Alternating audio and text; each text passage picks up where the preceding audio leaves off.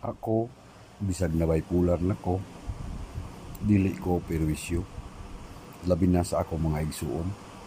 Kaya ako ang mupalit sa akong bisita matag semana. Dili ko manghasol kanila o dili ko manghasol sa akong isig kataon. Kaya ako maning problema. Pero wala akong kinipilian nga problema ha. Niabot kini kanako nga wala damha. Bisag ingon ani ko, dili ko perwisyo sa kabilingban. Dili ko kabalo manghasol o dili ko kabalo mamorwisyo. Kaya doon naman ko ikita matag adlaw nga medyo dako-dako usahay-usahay gamay.